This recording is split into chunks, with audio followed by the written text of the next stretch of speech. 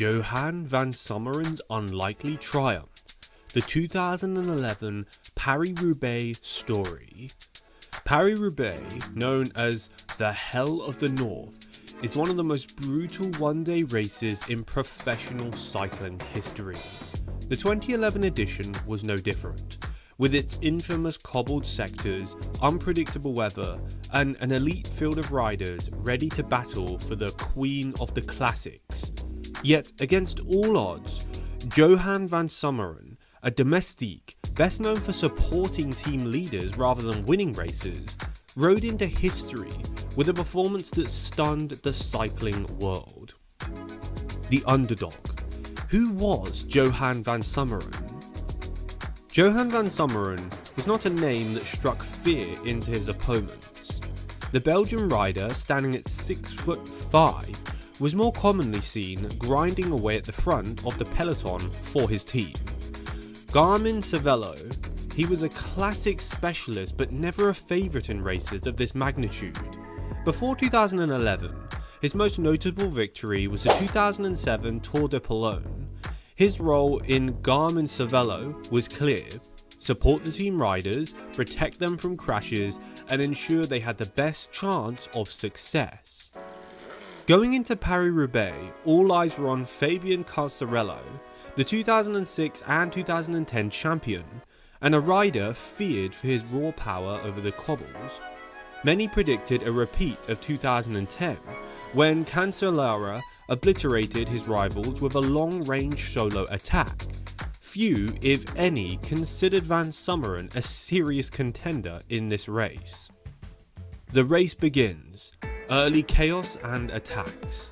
The 2011 Paris-Roubaix started as expected, with high tension and nervous energy in the peloton.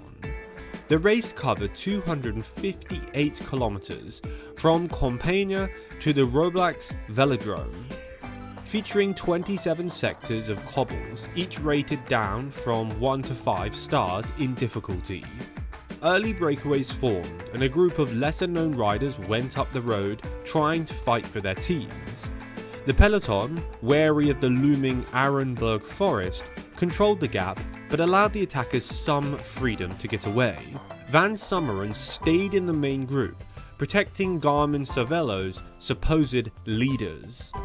As the race hit the infamous Trosse der Arenberg, Sector 18, 2.4 km, 5-star difficulty, the cobbles took their toll.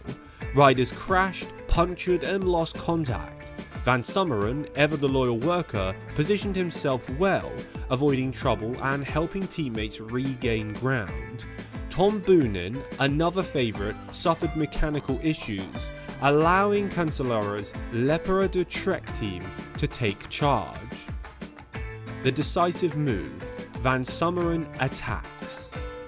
With 15 sectors to go, a select group formed at the front, including Cancellara, Thor Hushovd, Alexandre Ballon and van Sommeren. The Belgian had been riding strongly, but few expected him to launch an attack. With 15 kilometers to go, he saw his opportunity. Quote, "I knew if I waited for the sprint I had no chance against these big names." Van Sommeren recalled later, quote, "So I had to try something." Van Sommeren attacked solo on Sector 4, Campin and Pavela, 1.8 km, 4-star difficulty, a move that caught the favourites by surprise. Cancellara hesitated, looking to others to chase with him.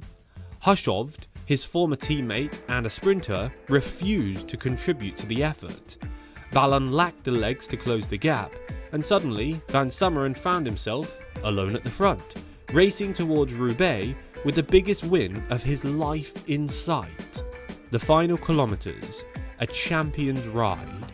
The Belgian powered through the final cobbled sector, Carrefour de Alabre, Sector 3, 2.1 kilometers, 5-star difficulty. During this, he maintained a 40-second advantage over the chase pack. His enormous frame, usually a disadvantage in quick accelerations, became an asset as he used his endurance to grind through the punishing terrain. Behind him, Cancellara attacked with his trademark surge, but it was too little too late. Van Someren, despite showing signs of fatigue towards the end, entered the final paved roads leading to the legendary Roubaix velodrome, with a lead that looked increasingly secure. Quote, "I kept looking back, thinking they would catch me," Van Someren later admitted. Quote, "But the gap was still there. I couldn't believe it." Crossing the line, glory in the velodrome. As he entered the Roubaix velodrome, the noise of the crowd confirmed what he could hardly believe. He was going to win the Paris-Roubaix. His final lap around the track was a moment of pure emotion. Van Someren, a workhorse, a domestique, had defeated the greatest cobbled rider of the era. With arms outstretched, he crossed the finish line, claiming victory by 19 seconds over Cancellara, who won the sprint for second place ahead of Martin Tajalenghi. The aftermath, reactions and legacy. Johan van Someren's victory was immediately hailed as one of the greatest underdog triumphs in Paris-Roubaix history. Even Cancellara, visibly frustrated, gave credit where it was due. Quote, "He was strong today, and he played it smart," said Cancellara post-race. Quote, "When you let a guy like that go, it can be hard to bring him back." Garmin Cervelo's team manager, Jonathan Waters, was ecstatic. Quote, "Johan is one of the hardest working guys in the peloton. He deserved this. He rode the race of his life." For Van Someren, the win was life-changing. Though he would never repeat such a monumental success, his name was etched into the history books. Quote, "Winning Paris-Roubaix, it's something I'll never forget," he said.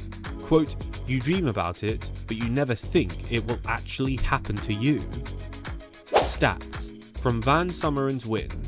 Winning time 6 hours 7 minutes and 28 seconds.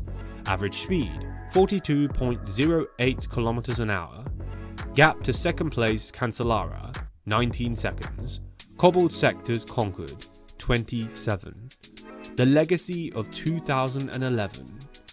Johan van Someren's victory in Paris-Roubaix remains a testament to determination, strategy, and seizing the moment. He was never the strongest rider nor the fastest, but in one of cycling's greatest one-day races, he outthought and outlasted the best. For cycling fans, the 2011 edition of the Paris-Roubaix is remembered not just for Van Someren's win, but for what is represented, that in the toughest of races, sometimes the underdog prevails.